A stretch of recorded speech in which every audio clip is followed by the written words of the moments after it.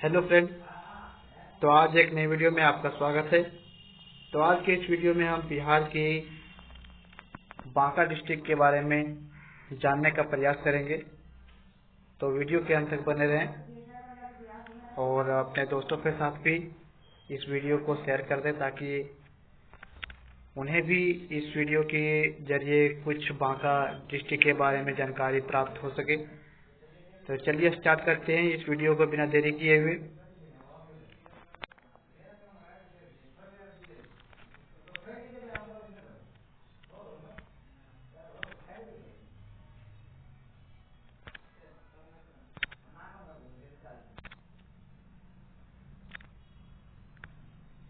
हाँ, तो ये बांका डिस्ट्रिक्ट के बारे में देख सकते हो। तो बांका जिला बिहार राज्य के दक्षिण पूर्व भाग में अवस्थित है। इसकी पूर्व और दक्षिण सीमाएं झारखंड राज्य के गोड्डा और देवघर जिले से मिलती है, जबकि पश्चिम एवं उत्तर पूर्व में क्रमशः जमुई और मुंगेर जिले से मिलती है। और बांका डिस्ट्रिक्ट का पुराना नाम भागलपुर था, जो कि भागलपुर के उत्तर दिशा में स्थित था, एक अनुमंडल बांका नाम का। तो उसी बांका नाम अनुमंडल को एक जिला में परिवर्तित कर दिया गया। तो जिले का भौगोलिक क्षेत्रफल 3,05,621 हेक्टेयर अर्थात 3,019 वर्ग किलोमीटर है। जिला का मुख्यालय बांका शहर में ही स्थित है।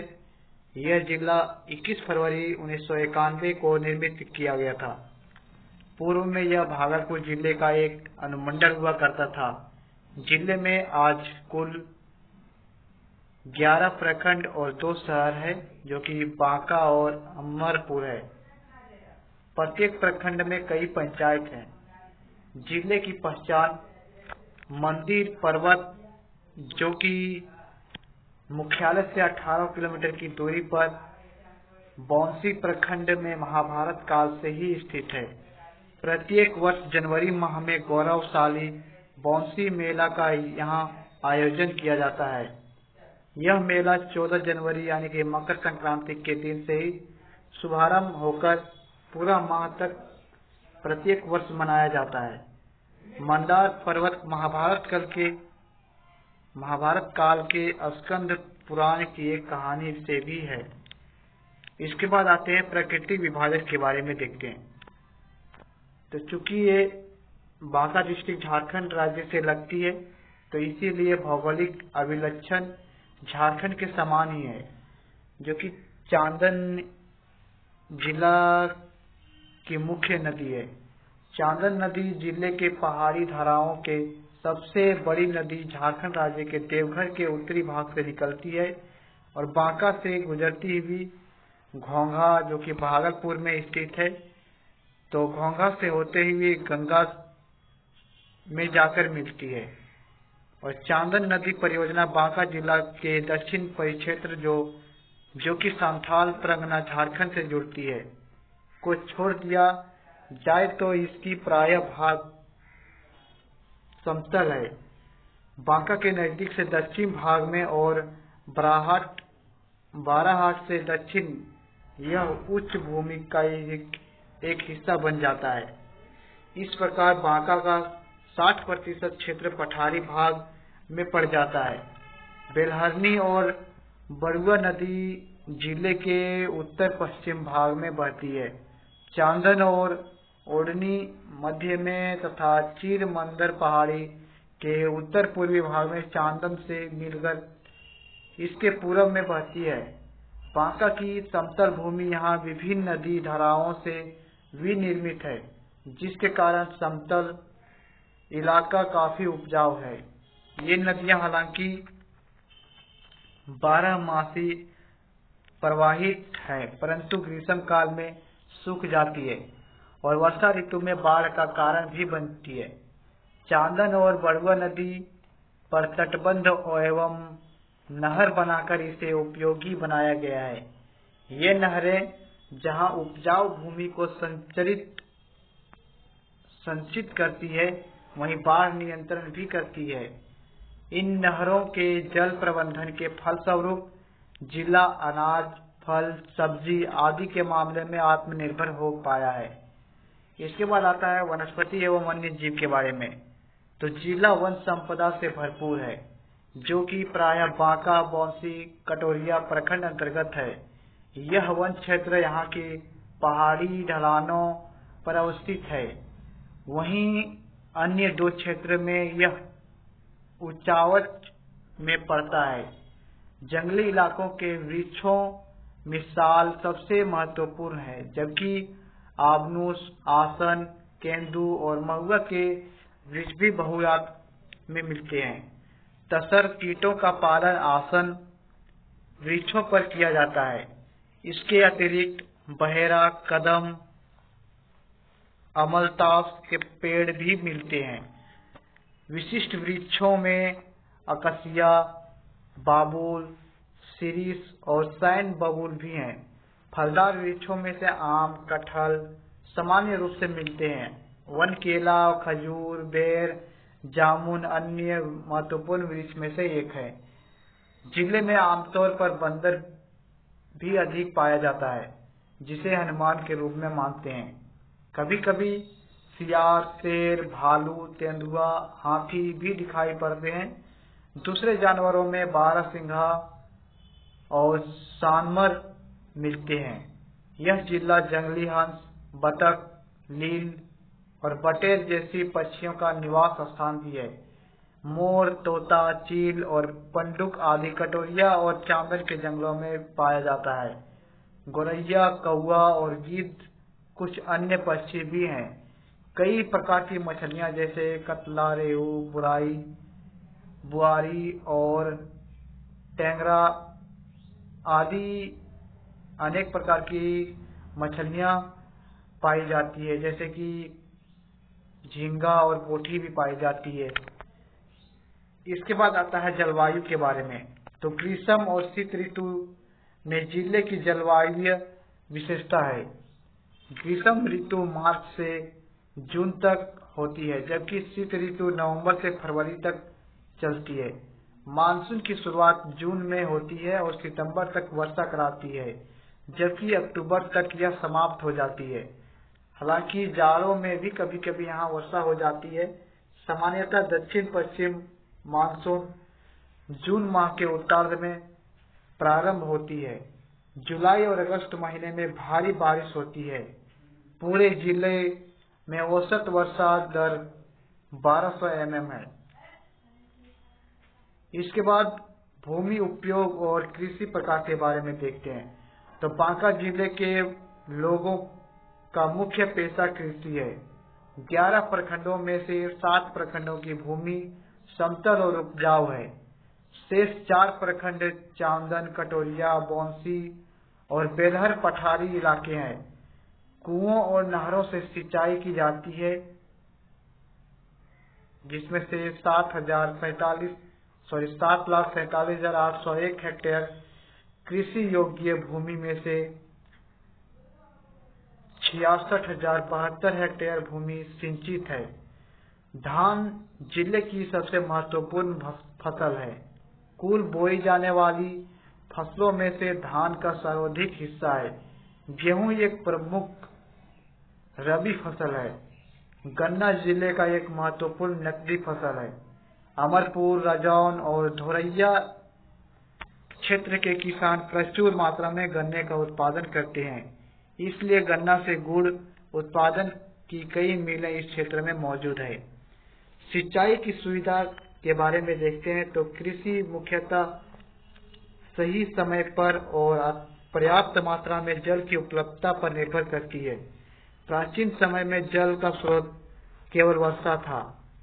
धीरे धीरे मानसून की असफलता से या समय से पहले बरसात के कारण सिंचाई की आवश्यकता महसूस की गई। जमींदारी प्रथा के उन्मूलन के पहले जमींदार लोग आहर और पायल का उपयोग करते थे, जिससे सिंचाई और नालों का प्रबंधन साथ साथ हो जाता था। इन नहरों के अलावा कुआं खोदकर सिंचाई के उद्देश्यों की पूर्ति की जाती थी। स्वतंत्रता पश्चात सरकार ने पंचवर्षीय योजना बनाई तथा सिंचाई के विभिन्न स्कीमों को लागू किया, जो कि अनेक योजना है जो कि नीचे दिया हुआ है, जिसमें से पहला चांदन जलाशय सिंचाई योजना है, कजिया डाल सिंचाई योजना है, बड़ुआ जलाशय सिंचाई परियोजना है, चांदन बेलासी सिंचाई स्कीम बांका है, औरनी जलाशय परियोजना बांका है और लक्ष्मीपुर जलाशय परियोजना बौंसी में है। तो सिंचाई के साथ साथ इन जलाशयों में मत्स्य पालन भी होता है। इन जलाशयों से नहरें निकाली गई है जो राजौंद क्षेत्र तक सिंचाई की जरूरतों को पूरा करती है। इसके बाद आता है पशुधन।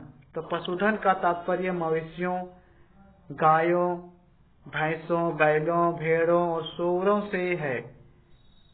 इसके अलावा अन्य जानवरों से है।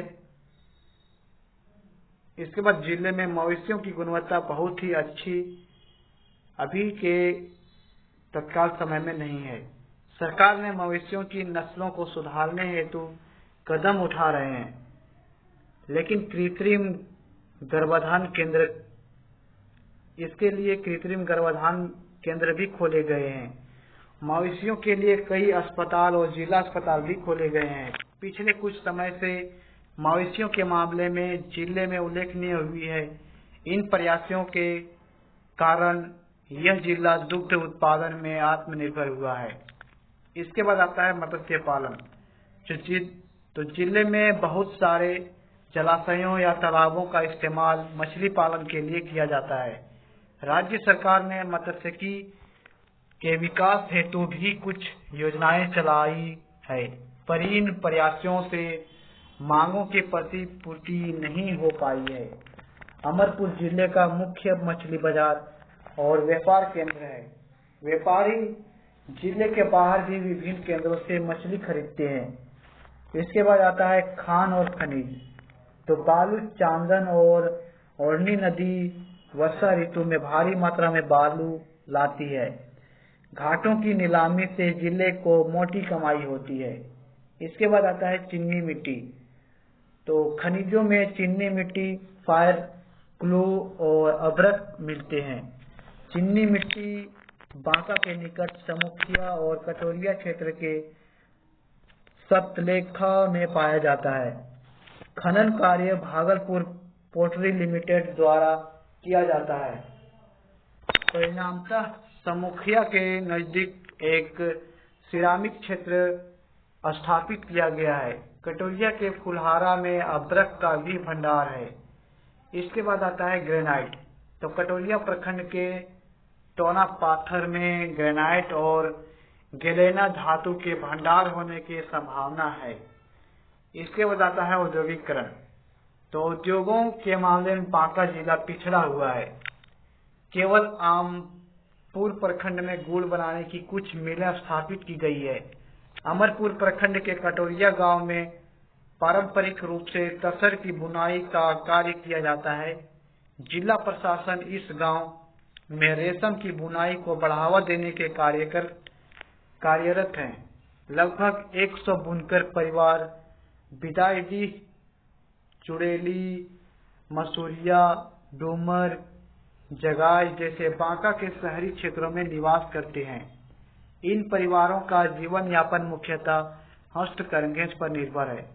इसके बाद आता है स्टोन क्रशर उद्योग। तो बौंसी के क्षेत्रों में एक सस्ता स्टोन क्रशर उद्योग स्थापित है।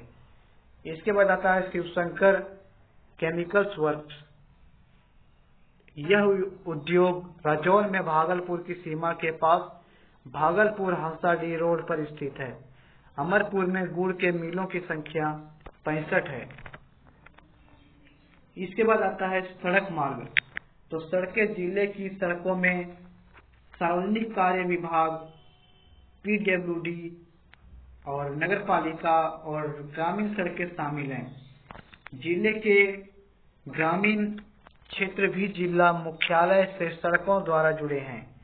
निम्नलिखित पक्की सड़कों का रखरखाव पीडब्ल्यूडी द्वारा किया जाता है, जिसमें से बांका जिला तक पहुंचने के लिए मुख्य सड़कें हैं जो कि निम्नलिखित हैं, जिसमें से बांका कटोरिया के बीच 32 किलोमीटर की दूरी है और बांका अमरपुर के बीच 19 किलोमीटर, भागलपुर और बौंसी के बीच 30 किलोमीटर, बांका बौंसी के बीच 18 किलोमीटर, बांका शंभूगंज के बीच 46 किलोमीटर, बांका बेलहर के बीच 38 किलोमीटर, बांका राजौन के बीच 25 किलोमीटर, बांका चांदन के बीच 48 किलोमीटर, बांका धोरैया के बीच 48 किलोमीटर और बांका बराहाट के बीच 10 किलोमीटर, बांका फुलीडूमर के बीच 27 किलोमीटर की दूरी है। इसके बाद रेलवे के बारे में आता है तो 44 किलोमीटर रेल लाइन भागलपुर के मंदार हिल तक बिछाई गई है। ये रेल लाइन राजौन, बराहाट और बौंसी प्रखंड को भागलपुर से जोड़ती है। यहाँ ब्रिटिश काल से ब्रॉडगेज पर रेलगाड़ियां चलती रही है। राजेंद्र नगर इंटरसिटी बांका से राजेंद्र नगर तक चलती है। कुछ अन्य स्वीकृत रेल परियोजनाओं के लिए जिला प्रशासन द्वारा रेल विभाग को भूमि आवंटित की जा रही है। इन रेल सेवाओं के अलावा यात्रियों को बांका से जसीडीह तक बस सेवाएं भी मिलती है। यह बुकिंग कार्यालय और कंप्यूटरीकृत आरक्षण कार्यालय बांका शहर में स्थित है। कुछ स्वीकृत परियोजनाएं निम्नलिखित है, जो कि मांदर हिल रामपुर हाट है और सुल्तानगंज से देवघर बांका होते हुए। इसके बाद आता है बाजार। तो जिले में थोक व्यापारियों की संख्या कम है। खुदरा व्यापार बांका, अमरपुर, बौंसी, साहिबगंज और कटोरिया में होता है। बांका शहर के खुदरा व्यापारी भागलपुर पर निर्भर है, जो बांका से 50 किलोमीटर की दूरी पर स्थित है। यहाँ की खुदरा दुकानों में लगभग हर प्रकार की वस्तुएं उपलब्ध है। इसके बाद ईंधन के बारे में आता है। तो ग्रामीण क्षेत्रों में लकड़ी और कोयले का इस्तेमाल खाना पकाने के लिए किया जाता है, लेकिन शहरी इलाकों में एलपीजी वितरक मौजूद है। फिर भी निम्न आय वर्ग के लोग लकड़ी और कोयले का इस्तेमाल ही करते हैं। धनी और मध्यम आय वर्ग के लोग गैस चूल्हे का प्रचलन है। इसके बाद बिजली के बारे में आता है। तो यह जिला अपनी विद्युत आपूर्ति का एक बड़ा हिस्सा राज्य विद्युत बोर्ड से प्राप्त करता है। बांका जिले के दोनों शहरों में और ग्रामीण इलाकों में बिजली उपलब्ध है। हालांकि तुलनात्मक रूप से ग्रामीण क्षेत्रों में विद्युतीकरण की गति मंद है। बांका शहर में एक सब पावर ग्रिड भी स्थित है। इसके बाद आता है संचार व्यवस्था के बारे में। तो जिला के सभी ग्रामीण और शहरी इलाकों में बीएसएनएल दूरसंचार सेवा मौजूद है तथा शहरी इलाकों में बहुत सारे टेलीफोन बूथ भी अवस्थित है। शहरी क्षेत्रों में फैक्सी की सुविधा है। निजी टेलीफोन बूथ भी अपनी सेवाएं प्रदान करती है। इसके बाद आता है प्रशासन के बारे में। तो बांका जो भागलपुर जिले का एक अनुमंडल हुआ करता था, जो कि आज जिले के रूप में 21 फरवरी 1991 को अस्तित्व में आया। जिले का दर्जा मिलने के बाद यह तेजी से विकसित हुआ। एक नए भवन में समाहरणालय का प्रारंभ 2000 ईस्वी से हुआ। अनुमंडल अस्पताल का प्रोन्नति करके जिला अस्पताल बनाया गया। इसके बाद आता है सामाजिक और स्वतंत्रता संग्राम के बारे में। तो 1857 का सैनिक विद्रोह भागलपुर जिले में कुछ खास असर नहीं छोड़ पाया था। उस समय 32वीं नेटिव इन्फेंट्री बौंसी में स्थित थी। स्वतंत्रता संग्राम से बांका अछूता नहीं था। भारतीय स्वतंत्रता संघर्ष में बांका जिले के सेनानियों ने महत्वपूर्ण भूमिका निभाई है। बांका के कई वीर सपूतों ने देश की आजादी के लिए कई कुर्बानी दी है। शहीद सतीश चंद्र झा उन वीर सपूतों में से एक है, जो कि 11 अगस्त को पटना सचिवालय के सामने ब्रिटिश प्रशासन द्वारा उन्हें गोलियों से भून दिया गया था। खड़हारा के सतीश चंद्र झा उन शहीदों में से तीसरे स्थान पर है जिनकी प्रतिमा पटना सचिवालय के सामने स्थापित की गई है। उनकी एक और प्रतिमा ढाका मोड़ में भागलपुर हंसाडीहा मार्ग पर स्थापित की गई है, जो जिला मुख्यालय से 8 किलोमीटर की दूरी पर स्थित है। बांका जिले में गांधी जी द्वारा चलाए गए असहयोग आंदोलन और सामान्य अयोग्य आंदोलन को भारी भागीदारी मिली थी। स्वदेशी आंदोलन भी इस जिले में काफी प्रभावकारी रही। कुछ अन्य शहीदों में आद्या प्रसाद सिंह, यमुना प्रसाद सिंह, गुद्दड़ सिंह, महेंद्र गोप, श्री गोप बांका, पशुपति सिंह का नाम उल्लेखनीय है। जिले में देश की आजादी हेतु उत्तरोत्तर प्रयास होते हुए जो आजादी मिलने तक जारी रही। इसके बाद सामाजिक संस्कृति की घटनाएं के बारे में आती है। तो जिले में त्योहारों और मेलों का आयोजन अलग अलग समुदायों द्वारा विभिन्न अवसरों पर किया जाता है। यह अब भी चलन में ही है। धार्मिक, ऐतिहासिक और पुरातात्विक महत्वों के स्थानों एवं पर्यटक रुचि के जिला स्थित शहर, गांव एवं स्थानों का संक्षिप्त विवरण है, जो कि निम्न है। तो प्रखंड वाइज इसमें देखते हैं। तो अमरपुर प्रखंड में अमरपुर गांव में अमरपुर प्रखंड मुख्यालय से 19 किलोमीटर की दूरी पर अमरपुर गांव स्थित है। यह बांका शंभूगंज मार्ग पर है। अमरपुर भागलपुर से 26 किलोमीटर की दूरी पर है। भागलपुर कजराइली मार्ग पर स्थित है। स्थानीय मान्यता के अनुसार यह गांव शाह उमर, जो शाह शुजा के मंत्री थे, द्वारा बसाया गया था। उन्होंने उन लोगों को पुनः बसाया जिन्होंने पथौवे गांव को छोड़ दिया था, जो चांदन नदी द्वारा नष्ट कर दिया गया था। तो अमरपुर गांव को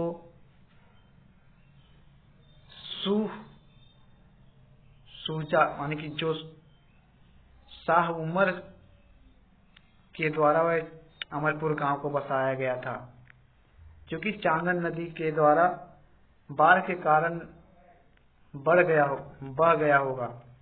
इसके बाद आता है असौता गांव। तो कहा जाता है कि यह गांव महारानी चंद्रज्योति द्वारा खड़गपुर छोड़ने के बाद बसाया गया था। महारानी ने असौता में एक किला और एक कुंड का निर्माण कराया था। उसमें अपने बेटे के लिए एक मस्जिद का भी निर्माण कराया था। आज भी किले और मस्जिद के ध्वंसावशेष देखे जा सकते हैं। इसके बाद बनहारा गांव। तो यह गांव अमरपुर के ठीक पश्चिम में स्थित है। स्थानीय लोगों के अनुसार इस गांव को शाह शुजा, जो मुगल शासक शाहजहां के समय में बंगाल और बिहार के गवर्नर थे, तो उसके द्वारा मुख्यालय बनाया गया था। इसके बाद डुमरामा गांव आता है। तो यह गांव अमरपुर प्रखंड मुख्यालय से 3 किलोमीटर की दूरी पर भागलपुर जाने वाली सड़क पर स्थित है। यहाँ स्थित स्तूपों के अवशेष इस बात की ओर इशारा करते हैं कि यहाँ कभी बौद्ध मठ रहे होंगे। स्थानीय मान्यता के अनुसार यह गांव खतौरी प्रधानों का निवास स्थान था, जिनमें राजा देवई अंतिम थे, जिन्होंने यहाँ किले का निर्माण कराया, जो खाइयों से घिरे हुए थे। इसके बाद आता है ज्येष्ठो गौरनाथ। ये जगह चांदन नदी के बाएं तट पर स्थित है, जो अमरपुर बांका मार्ग से 2 किलोमीटर पूर्व में है। यह हिंदू धर्म का एक महत्वपूर्ण तीर्थ स्थल है। ज्येष्ठ गौरनाथ एक शिव मंदिर और जो चांदन नदी के पश्चिम में एक पहाड़ी की ऊपरी सतह पर एक काली मंदिर और एक प्राचीन कुआं भी अवस्थित है। शिवरात्रि के अवसर पर यहाँ एक भव्य मेले का आयोजन होता है। बौंसी प्रखंड आता है इसके बाद। तो बौंसी प्रखंड के अंतर्गत मांदार पर्वत यह बौंसी से लगभग 5 किलोमीटर दूरी में उत्तर दिशा में स्थित है। इस पहाड़ी की ऊंचाई 700 फीट है। पौराणिक कथाओं के अनुसार यह पर्वत बहुत पवित्र है। स्कंद पुराण में वर्णित एक कथा के अनुसार इसका संबंध अमृत मंथन से है, जिसके कारण इसका धार्मिक महत्व है और यह श्रद्धालुओं के आकर्षक का केंद्र है। इसके बाद आता है पापहरनी। तो मंदार पर्वत की तलहटी में एक तालाब है जो पापहरनी के नाम से विख्यात है। इस तालाब के आसपास से होते हुए 3 रास्ते पर्वत के ऊपर तक जाती है। इस पर्वत के नीचे बहुत सारे मंदिर जीर्ण शीर्ण अवस्था में पड़े हैं। पापहरनी के बीचों बीच महाविष्णु और महालक्ष्मी का एक मनोरम मंदिर है। पर्वत की चोटी पर 2 जैन मंदिर स्थित है। यहाँ भारी मात्रा में जैन तीर्थयात्रा भगवान वासुपूज्य की पूजा के लिए आते हैं। ऐसा माना जाता है कि यह भगवान वासुपूज्य की निर्वाण भूमि है। पर्वत पर बहुत सारे छोटे छोटे तालाब हैं। इनमें से आकाशगंगा और शंख कुंड की गहराई संतोषजनक है। इन कुंडों में सीता कुंड सबसे प्रसिद्ध है। इसका नामकरण देवी सीता के नाम पर किया गया है। ऐसी मान्यता है कि यहाँ सीता ने स्नान किया था। इसके बाद आता है लक्षदीपा मंदिर। तो इस मंदिर के ध्वंसावशेष भी पहाड़ी के तलहटी में स्थित है। प्राचीन समय में इस मंदिर में 1 लाख दीप जलाए जाते थे। हर घर से एक दीप लाया जाता था। पहले यह क्षेत्र बलिसा के नाम से भी जाना जाता था। बलिसा पुराण के अनुसार यह जगह शिव का सिद्ध पीठ था। पहाड़ी के ऊपर एक विशाल मंदिर है। इस मंदिर में भगवान राम ने स्वयं को मधुसूदन के नाम से स्थापित किया है। मौजूदा मंदिर का निर्माण जहांगीर के समय में किया गया था। यहाँ एक नाथ मंदिर भी है जो नाथ संप्रदाय को समझने में मदद करता है। यहाँ एक विद्यापीठ भी है जिसे देखने और यहाँ अध्ययन करने के लिए दूर दूर से लोग आते हैं। हर वर्ष 14 जनवरी को यहाँ मकर संक्रांति के अवसर पर 10 दिनों का एक विशाल मेला आयोजित होता है। इसके बाद आता है शंभूगंज प्रखंड। तो शंभूगंज प्रखंड के अंतर्गत चुटिया गांव, यह गांव शंभूगंज प्रखंड मुख्यालय से 8 किलोमीटर की दूरी पर है। यहाँ एक पहाड़ी है जिसके ऊपर चुटेश्वर नाथ मंदिर है। पहाड़ी में एक विशाल गुफा भी है। ऐसा कहा जाता है कि पत्थरों पर रथ के पहिए का निशान इस बात का सबूत है कि यहाँ कभी भीष्म युद्ध लड़ा गया था।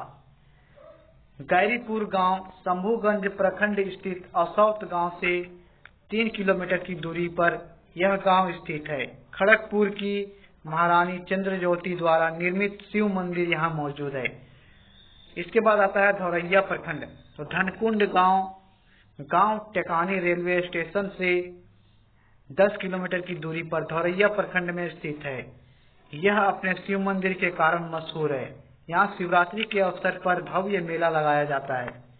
इसके बाद आता है कटोरिया प्रखंड। तो कटोरिया प्रखंड के अंतर्गत इंद्रावरण गांव, यह गांव प्रखंड मुख्यालय से कुछ दूरी पर कटोरिया देवघर मार्ग में स्थित है। यह सुल्तानगंज से देवघर तक पैदल यात्रा करने वाले तीर्थयात्रियों के लिए धर्मशालाएं हैं। लक्ष्मीपुर गांव, यह गांव चांदन नदी के किनारे कटोरिया प्रखंड मुख्यालय से 29 किलोमीटर की दूरी पर दक्षिण पूर्व में स्थित है। यहाँ लक्ष्मीपुर राजा के किले के अवशेष देखे जा सकते हैं। इसके बाद आता है रजौन प्रखंड। तो इसके अंतर्गत रूपसा गांव, यह रजौन प्रखंड में स्थित एक प्राचीन गांव है जो चांदन नदी के किनारे भागलपुर दुमका रोड के पश्चिम में 6 किलोमीटर की दूरी पर स्थित है। यहाँ काली और दुर्गा के प्राचीन मंदिर है। जहाँ काली पूजा और दुर्गा पूजा के अवसर पर मेला का आयोजन होता है। इसके बाद आता है श्रावणी मेला। तो सावन के महीने में तीर्थयात्री भगवान शिव को गंगा जल चढ़ाने के लिए सुल्तानगंज से देवघर तक की पैदल यात्रा करते हैं, जिसमें 64 किलोमीटर बांका में पड़ता है। यह यात्रा में बांका के 3 प्रखंड बेलहर, चांदन और कटोरिया आते हैं। इस मार्ग में 1 महीने तक मेले जैसा दृश्य रहता है।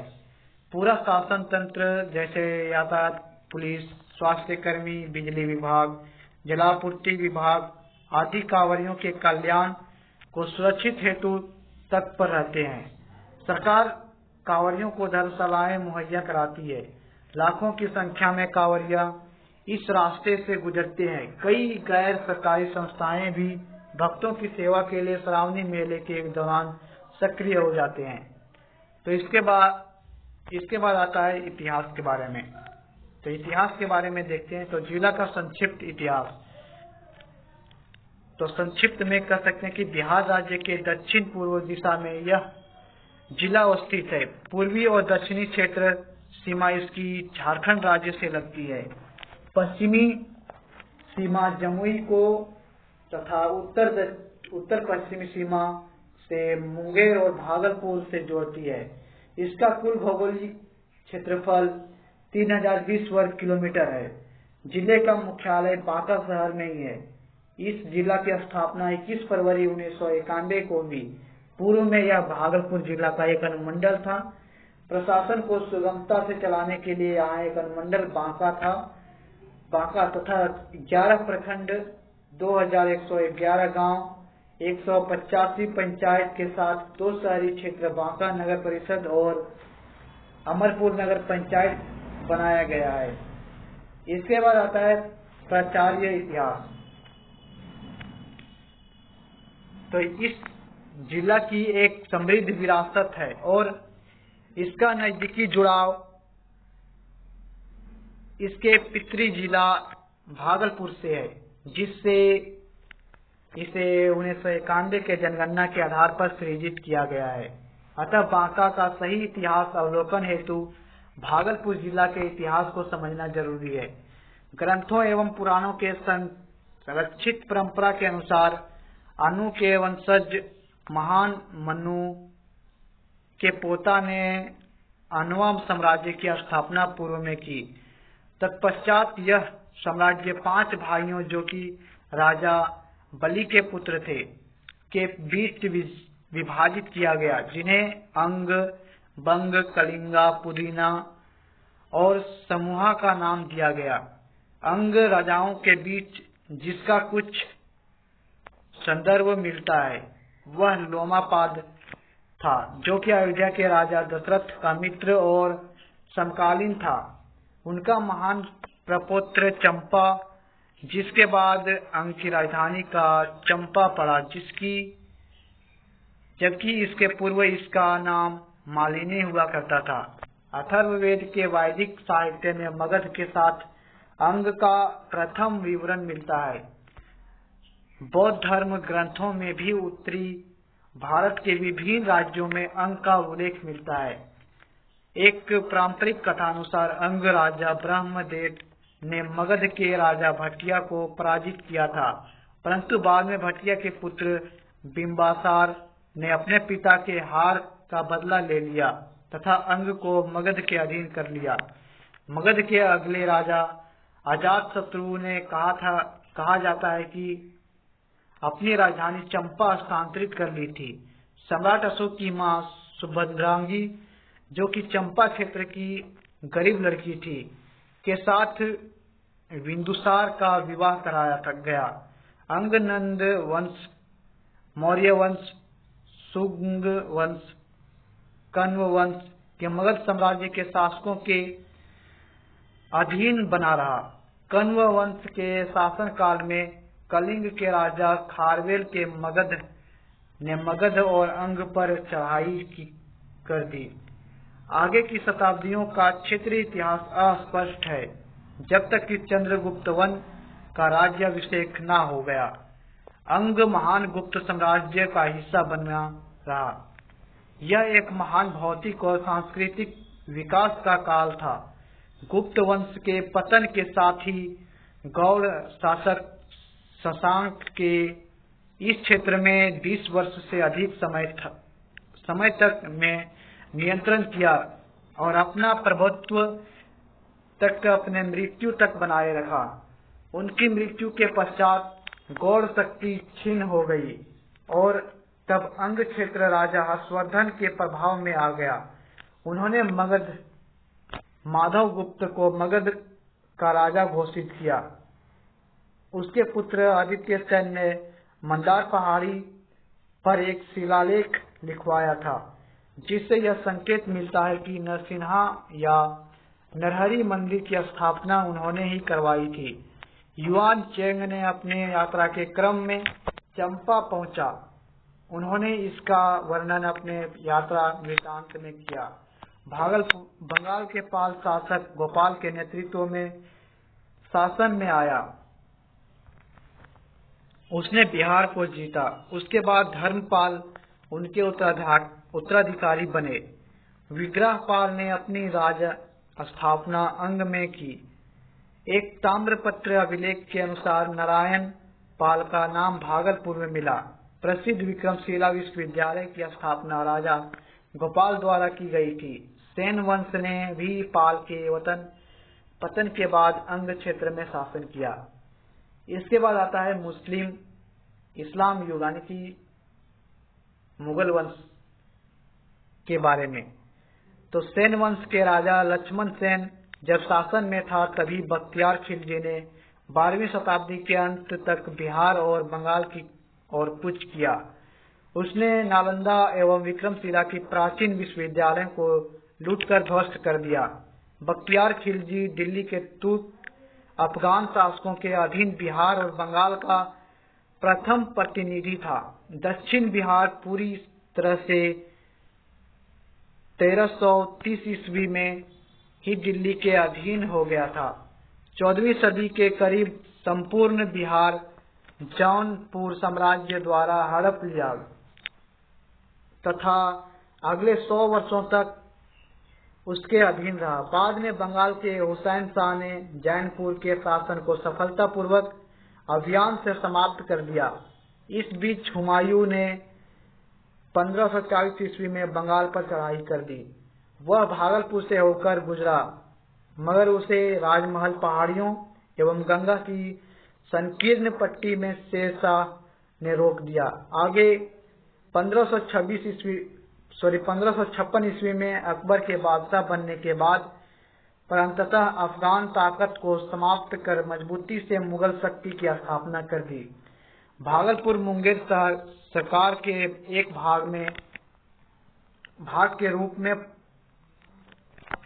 प्रस्थापित हुई। अकबर की सेना ने भागलपुर के रास्ता 1573 और 1575 ईस्वी में मार्च किया। 1580 ईस्वी में अकबर के विरोध एक सैन्य विद्रोह हो गया। विद्रोहियों के पास 30,000 के लगभग घुड़सवार जवान थे और वे भागलपुर में शिविर बनाकर अड़ गए। अकबर ने अपने वित्त मंत्री हौडरमल को विद्रोह को कुचलने के लिए भेजा, जिसमें उन्हें सफलता मिली। उसने विद्रोहियों को रसद आपूर्ति करने वाले स्थानीय जमींदारों को ऐसा करने से रोक दिया जिससे कि विद्रोही भागने पर मजबूर हो गए। इसके बाद आता है ब्रिटिश युग यानी कि अंग्रेजों के शासनकाल। तो अगली 2 शताब्दी तक भागलपुर जिला, जिसमें बांका एक भाग था, मुगल सम्राटों के मुस्लिम प्रतिनिधियों द्वारा शासित होते रहे। 1769 ईस्वी में जब ईस्ट इंडिया कंपनी जिला में सुपरवाइजर के रूप में काम करने लगी तो मुस्लिम प्रतिनिधित्व हटा दिया। अगस्त क्लीवलैंड 1779 ईस्वी में जिला के प्रथम कलेक्टर बनाए गए। अपने 4 वर्ष के छोटे से कार्यकाल में क्लीवलैंड ने पहाड़ी जनजातियों के विद्रोह को शांत करने में कामयाबी पाई। भागलपुर सिटी में अभी भी एक पिरामिड स्मारक क्लीवलैंड का अस्तित्व में है। जिले का अनुगामी इतिहास अपेक्षाया घटनाप्रद नहीं है। संथाल विद्रोह के कारण एक नई मन रेगुलेशन जिला संथाल परगना की स्थापना 1955 ईस्वी में करनी पड़ी। इसके बाद आता है 1857 की विद्रोह। तो 1857 के विद्रोह को कोई बड़ा गुंज भागलपुर जिला में बांका सहित खास नहीं रहा। दानापुर और मुंगेर के क्षेत्रों में विद्रोह के उदय के समय मिस्टर यूले, जो कि जिले का तत्कालीन आयुक्त हुआ करता था, ने भागलपुर में 100 यूरोपियन सैनिकों को सुरक्षात्मक दृष्टि से रोक रखा था। उस समय 5वें अनियमित सैनिकों को भागलपुर में तथा 32वें नेटिव इन्फेंट्री को बॉन्सी में सुरक्षित रखा गया। 5वीं कंपनी ने 14 अगस्त को विद्रोह कर दिया और रोहिणी में मौजूद टुकड़ी से जा मिला। अब संयुक्त विद्रोहियों ने बॉन्सी की तरफ रुख लिया, लेकिन 32वीं नेटिव इन्फेंट्री के कर्नल ने उन्हें पूर्व चेतावनी दी और शेष विद्रोहियों से उनको मिलने से रोकने में सफलता पाई। तब विद्रोहियों ने देवघर की तरफ मार्च किया। यद्यपि 32वीं नेटिव इन्फेंट्री पहले ब्रिटिश के खिलाफ उठ खड़ी नहीं हुई थी, फिर भी 9 अक्टूबर को इन्फेंट्री ने विद्रोह कर दिया और लेफ्टिनेंट कूपर तथा सहायक आयुक्त मिस्टर रोनाल्ड की हत्या कर दी। यह विद्रोह अधिक समय तक नहीं टिक सका और शीघ्र ही विद्रोहियों ने इसके बाद अपने हथियार डालकर मेल कर ली। बांका जिला ने आजादी के आंदोलन में अपनी महती भूमिका निभाई।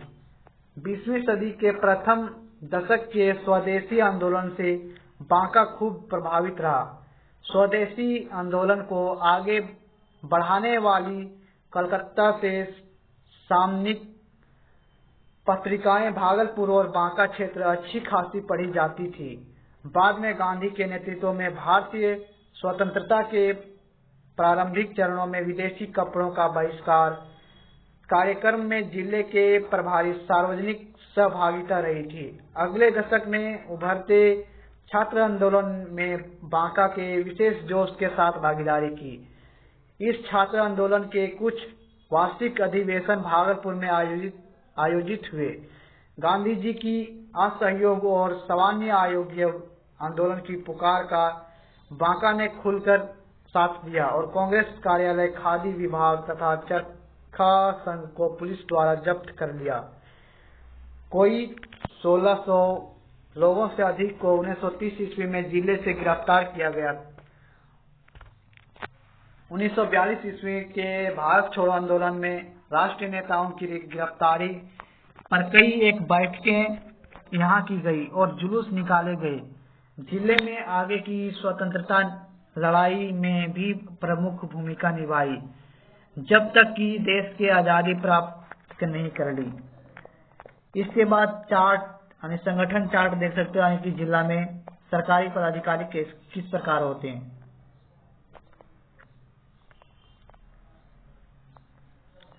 इसके बाद आता है कि कौन कौन है, यानी कि जिला पदाधिकारी।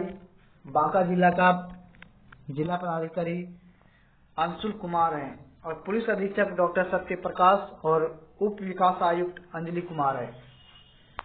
इसके बाद प्रशासनिक सेटअप के बारे में आता है। तो बांका जिले में एक अनुमंडल और 11 प्रखंड हैं और अंचल की भी कुल संख्या 11 ही है। इसके बाद राजस्व गांव की कुल संख्या 2000 है।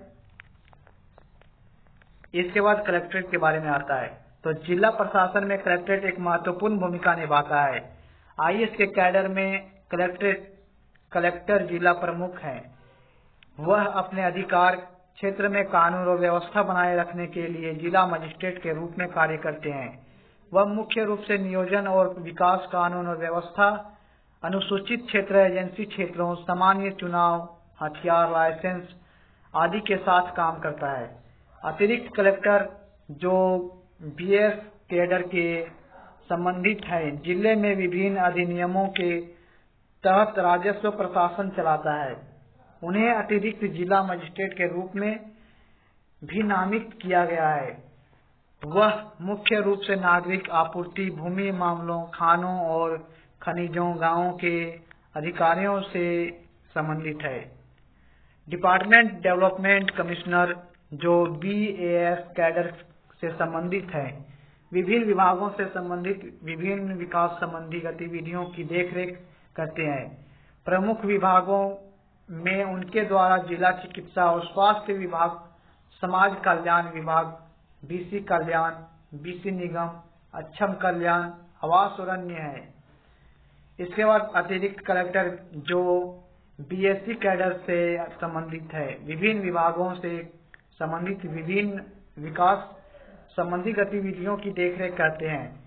उनके द्वारा किए गए प्रमुख विभागों में आपदा विभाग और अन्य विभाग आते हैं। इसके बाद आता है तहसील। तो ये देख सकते हो तहसील का नाम दिया हुआ है, जिसमें कि 11 तहसील है। इसके बाद अनुमंडल और प्रखंड के बारे में आता है। तो जिला बांका में केवल एक अनुमंडल है, जिसका नाम बांका अनुमंडल है। जिले के सभी 11 प्रखंड इस अनुमंडल के अंतर्गत आता है। तो ये देख सकते हो बांका जिला में प्रखंड का नाम,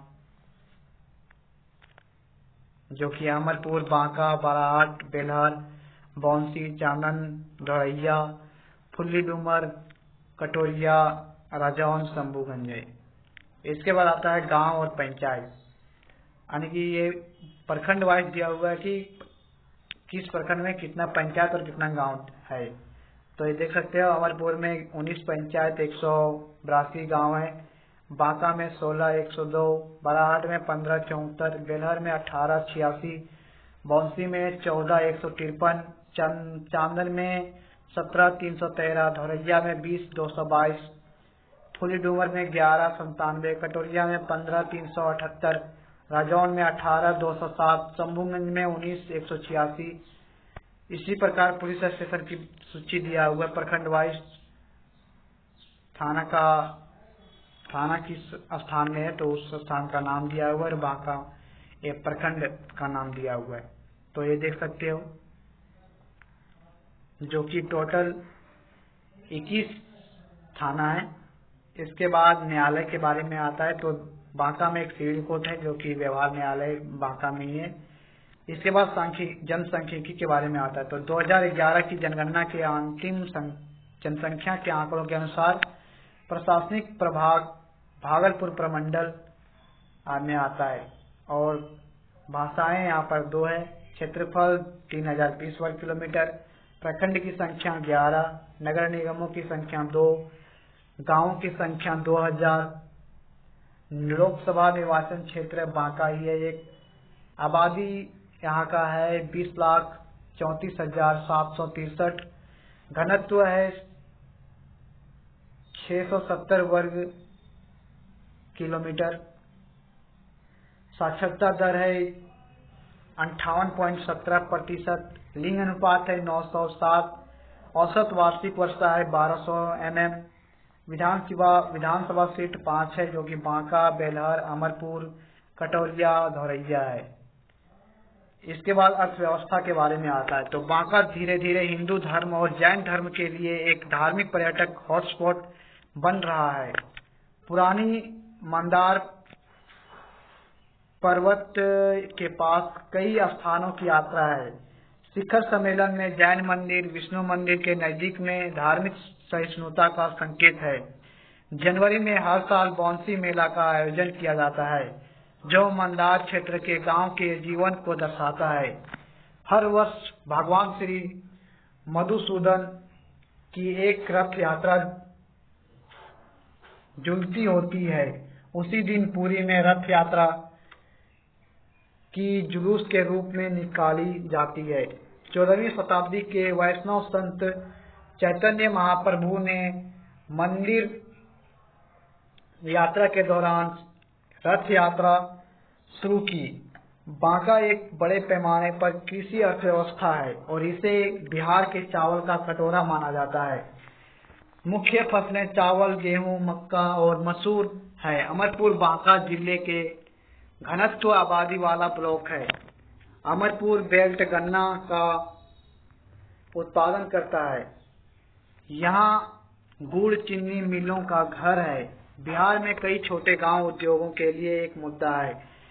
उत्पादों के लिए ब्रांडिंग की कमी, उच्च गुणवत्ता, स्थानीय स्तर पर उत्पादित माल, यहाँ तक कि बड़ी मात्रा में व्यापार मालिकों के लिए कम आय में योगदान करती हैं, क्योंकि अधिक लाभदायक व्यवसाय प्रथाओं के बारे में जागरूकता की कमी है। बांका भारी उद्योगों के लिए कच्चे माल के स्रोत के पास राजनीतिक स्थिति है। झारखंड, देवघर, दुमका और गोदावरी की सीमा और चंदन नदी के निकट यह कोयला आधारित बिजली संयंत्र निवेश और अन्य भारी उद्योग के लिए एक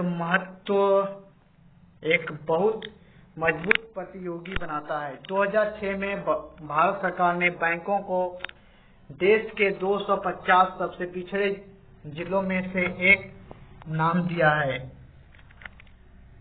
यह बिहार में 38 जिलों में से एक है, जो वर्तमान में पिछड़ा क्षेत्र अनुदान निधि कार्यक्रम से धन प्राप्त कर रहा है। इसके बाद आता है निर्देशिका। तो जिला विभाग के सरकारी अधिकारियों और सेवाओं का विवरण यहाँ दिखाई देता है, जैसे विभाग का नाम, संपर्क व्यक्ति का नाम और संपर्क विवरण। इसके बाद आता है निर्वाचन क्षेत्र। तो निर्वाचन क्षेत्र में बांका जिला में एक संसदीय क्षेत्र है जो कि बांका ही है, और जिसमें बांका संसदीय क्षेत्र में 5 विधानसभा निर्वाचन क्षेत्र है, जो कि एक विधानसभा क्षेत्र भागलपुर जिले का है, बाकी बांका जिले का ही है।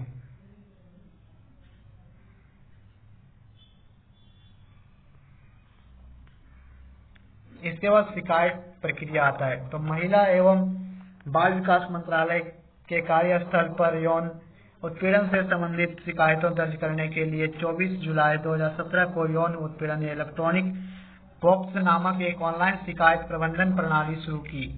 सी बॉक्स कार्यस्थल पर यौन उत्पीड़न से संबंधित शिकायतों को दर्ज करने के लिए केंद्र सरकार मंत्रालय, विभागों, सार्वजनिक क्षेत्र के उपक्रमों, स्वायत्त निकायों और संस्थानों के किसी भी कार्यालय में काम करने वाली या आने वाली महिलाओं को एक मंच प्रदान करने की एक पहल है। कार्यस्थल पर महिलाओं का यौन उत्पीड़न अधिनियम 2013 है। सी बॉक्स में एक बार शिकायत दर्ज होने के बाद इसे सीधे संबंधित मंत्रालय, विभाग, स्वायत्त निकाय आदि के आंतरिक शिकायत समिति को भेजा जाएगा, जिसके पास शिकायत की जांच करने का अधिकार क्षेत्र है।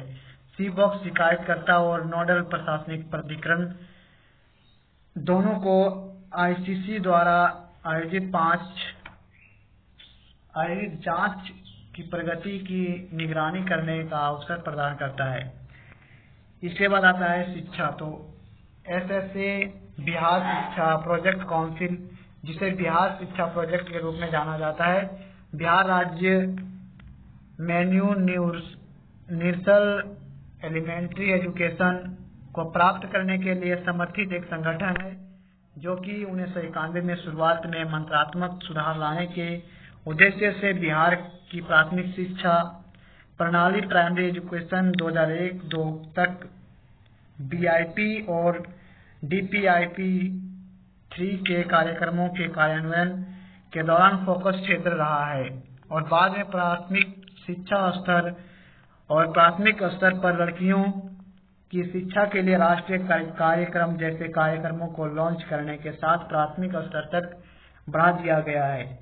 इन प्रतिष्ठित कार्यक्रमों के राज्य कार्यान्वयन सोसाइटी होने के नाते इस परियोजना के समाज में वंचित वर्गों जैसे अनुसूचित जाति, अनुसूचित जनजाति, अल्पसंख्यकों, बिहार की लड़कियों की शिक्षा पर जोर दिया गया है।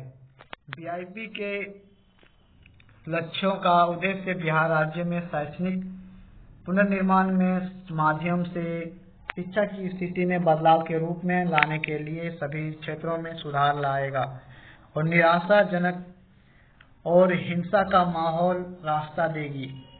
पर्यावरण, सामाजिक, सांस्कृतिक और लैंगिक मुद्दों से निपटने के लिए दृढ़ निश्चय के लिए उपरोक्त ढांचे के भीतर हमारे विशिष्ट उद्देश्य हैं। प्राथमिक शिक्षा का सार्वभौमिकरण, सार्वभौमिक उपयोग, सार्वभौमिक नामांकन, सार्वभौमिक प्राधिधारण, सार्वभौमिक उपलब्धियों के समग्र कार्यक्रम के रूप में निरक्षरता में भारी कमी, महिलाओं और उनके सशक्तिकरण के लिए समानता की वस्तुओं की सेवा के लिए शैक्षणिक प्रशासनी में संशोधन, शैक्षणिक प्रयासों में एक्टिविटी और सामाजिक न्याय का उद्घाटन, लोगों की कामकाजी और रहने की स्थिति को शिक्षित करना, विज्ञान और पर्यावरण पर सभी शैक्षिक गतिविधियों पर विशेष जोर देना। हमारे अनुभव में VIP के ढांचा और विशिष्ट उद्देश्यों में हमारे विश्वास को और मजबूत किया है। इसके बाद आता है स्कूल और कॉलेज की सूची। तो ये देख सकते हो कि कितना स्कूल है। तो उच्च विद्यालय 203 है, कॉलेज 15 है, नवोदय विद्यालय 1 है, प्राथमिक विद्यालय 2217 है, माध्यमिक विद्यालय 773 है, बुनियादी विद्यालय 10 है, KGBB यानी कि कस्तूरबा गांधी विश्वविद्यालय 1, कस्तूरबा गांधी विद्यालय 12 है, संस्कृत स्कूल 12 है, मदरसे 17 है, BRC 11 है, CRC 161 है। इसके बाद आता है कि कैसे पहुंचे। तो रेल मार्ग के अनुसार ये देख सकते हो कि ये भागलपुर रेलवे स्टेशन से हंसाडी तक जा सकते हो, जो कि ये टाइम और दूरी और कौन कौन सा दिन चलता है इसके बारे में दिया हुआ है। तो ये देख सकते हो। इसके बाद आता है पर्यटक स्थल। तो पर्यटक स्थल में पाफरनी मंदिर, जेठोरनाथ मंदिर, चुतेश्वर नाथ मंदिर आता है। रुचि का स्थान में से आता है कि असौता गांव। तो ये देख सकते हो कौन कौन सा पर्यटक स्थल में से हैं।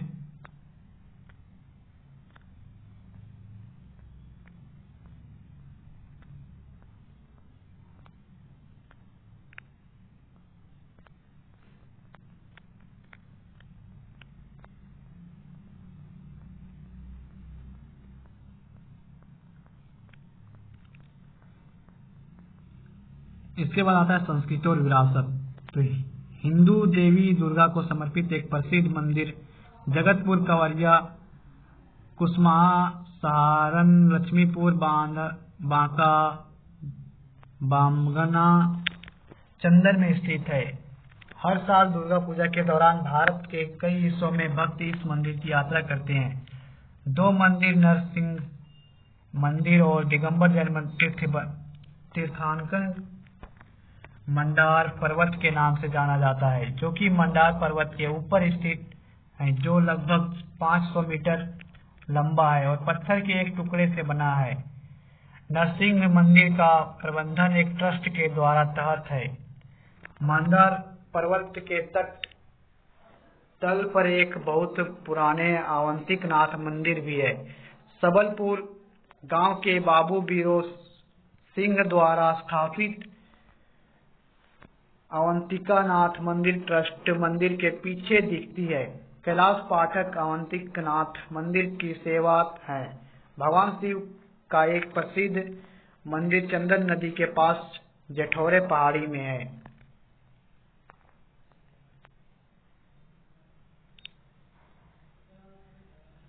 जिसकी निर्माण लक्ष्मी नारायण मंदिर का निर्माण किया गया था, जो कि पूर्व में सलपुर राज्य के पूर्व फतेहपुर बहादुर सिंह के नेतृत्व में एक ट्रस्ट द्वारा प्रबंधित किया गया था।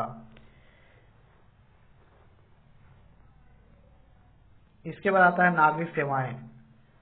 तो यह खंड सार्वजनिक सेवाएं जैसे बिल, शिकायत और रोजगार, निवास के लिए प्रमाण पत्र, जन्म और मृत्यु को प्रदर्शित करता है, जो कि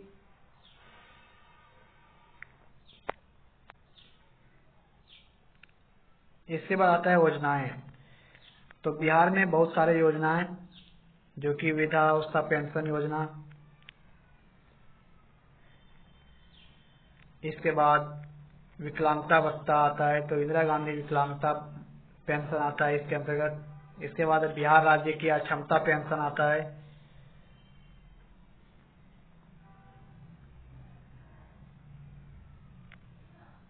इसके बाद आता है विधवा भत्ता।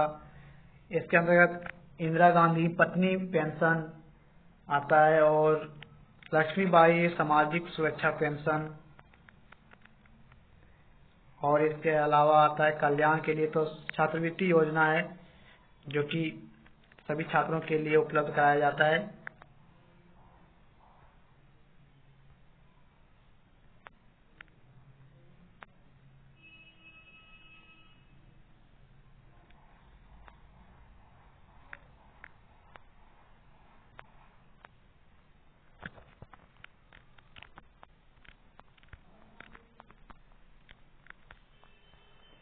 इसके बाद आता है सूचना का अधिकार।